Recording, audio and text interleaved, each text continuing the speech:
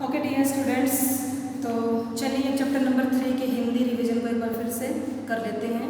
इससे आपके सारे डाउट्स क्लियर हो जाएंगे। क्या है डिजिटल इंडिया? डिजिटल इंडिया है जो हमारा स्मार्टफोन है, हमारी जो नई नई टेक्नोलॉजी है उनके विषय में जानना और आगे बढ़ना। गवर्नमेंट हमें बहुत सारी फैसिलिटीज़ दे रही है और हमें उनको जानना है, उनको यूज़ करना है और ऐसा करके हम अपने समय को बचा सकते हैं। ठीक है, और आज सारे ही वर्ल्ड में डिजिटल इंडिया की चर्चा चल रही है। पहले जो प्राचीन समय था उसमें ताल के पत्तों पर या भोज पत्तों पर लिखा पढ़ा जाता था, विद्या सुनकर ग्रहण की जाती थी। फिर धीरे धीरे कागज पेन पेंसिल आए, उसके बाद अपने मन के भावों को उस पर लिखा जाने लगा और उसके बाद फिर समय बढ़ता रहा, वैज्ञानिकों की यात्रा आगे बढ़ती रही। फिर टाइपराइटर नामक एक मशीन आई, उस मशीन से हम टाइप करके अपने मटेरियल को काफ़ी टाइम तक सेफ रख सकते थे। फिर भी साइंटिस्ट की जो जर्नी थी वो आगे बढ़ती रही और उन्होंने कंप्यूटर नामक मशीन बनाई। धीरे धीरे वो कंप्यूटर में भी प्रोग्रेस करते रहे। पहले बहुत बड़ा कंप्यूटर होता था, फिर छोटा और अब तो इतना छोटा कंप्यूटर जिसको हम लैपटॉप नाम देकर उसको अपने साथ में रख सकते हैं। और उससे भी छोटा अब मोबाइल फ़ोन आ गया है। मोबाइल फ़ोन को हम कहीं पर भी लेकर आ जा सकते हैं और इसी मोबाइल फ़ोन से हम अपने सारे कार्य पूरे कर सकते हैं। आज आप ऑनलाइन एजुकेशन ले रहे हैं, ऑनलाइन पढ़ रहे हैं, अपने टीचर से कनेक्ट हैं, तो ये डिजिटल इंडिया के कारण ही पॉसिबल हो पाया है।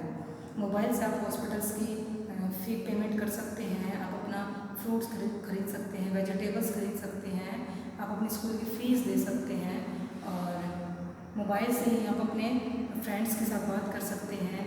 और जो आपके रिलेटिव्स हैं जो आउट ऑफ स्टेट हैं, आउट ऑफ डिस्ट्रिक्ट हैं, आउट ऑफ इंडिया हैं, आप उनसे भी कनेक्ट हो सकते हैं। देश विदेश की सभी जानकारी आप मोबाइल में देख सकते हैं। मोबाइल में टाइम देख सकते हैं, आपको वॉच की नीड नहीं है, आपको टीवी देखने की भी नीड नहीं है, आप सारे ही काम मोबाइल से कर सकते हैं। और डियर स्टूडेंट्स, अब आपको बुक्स नोटबुक्स की भी नीड नहीं है। आपको कोई नया वर्ड जानना है तो उसके लिए आप गूगल पर जाएं, फटाफट अपने वर्ड को डालें, उसकी पूरी डिटेल आप जान सकते हैं। और बड़े बड़े एजुकेशन जो इंस्टीट्यूट हैं वो अपना अभी ऑनलाइन क्लासेस दे रही हैं, वो भी आप ग्रहण कर सकते हैं। तो ये मोबाइल है जिसके कारण इतना सब कुछ पॉसिबल हो पाया है। आपको बैंक जाने की भी नीड नहीं है, तो सारा कुछ डिजिटल इंडिया के कारण ही पॉसिबल है। डियर स्टूडेंट्स, हमारा चैप्टर कंप्लीट हो चुका है और अब हम इसकी एक्सरसाइज करेंगे। चैप्टर के रिगार्डिंग अगर आपको कोई डाउट्स हैं तो आप मेरे से पूछ सकते हैं। ओके, और चलिए अब मैं आपसे वर्ड मीनिंग्स पूछती हूँ।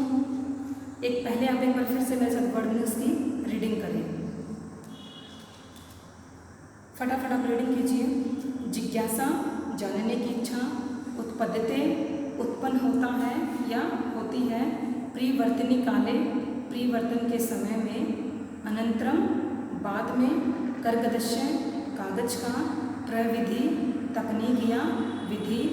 चल दूरभाष यंत्रम, मोबाइल फ़ोन। रेल यान यात्रा पत्रम, रेल टिकट। वायुयान यात्रा पत्रम, हवाई जहाज का टिकट। सोपरियन, आसानी से या सुगमता से। संदृश्य, दिखलाकर। चिकित्सालय, अस्पताल में। वस्त्र पुटके, जेब में। द्रुतगत्या, तीव्र गति से। शुल्कम, फीस। पूरे चैप्टर का रिवीजन और वर्ड मीनिंग्स का रिवीजन आप कर चुके हैं। ओके, अगर कोई डाउट है तो आप कमेंट बॉक्स में पूछ सकते हैं।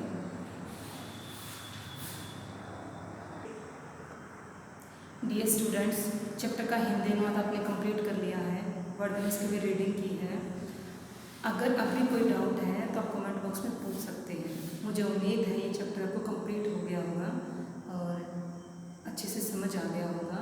अब आपको इस चैप्टर की 2 टाइम्स रीडिंग करनी है, इसकी वर्ड मीनिंग्स लर्न करनी है। और डियर स्टूडेंट्स, आप भी मैं आपसे यही कहना चाहूँगी कि आप भी मोबाइल फ़ोन और कंप्यूटर की टेक्नोलॉजी को जानने की कोशिश करो। अधिक से अधिक इसके विषय में ज्ञान प्राप्त करिए, आपके लिए बेनिफिशियल है। ओके।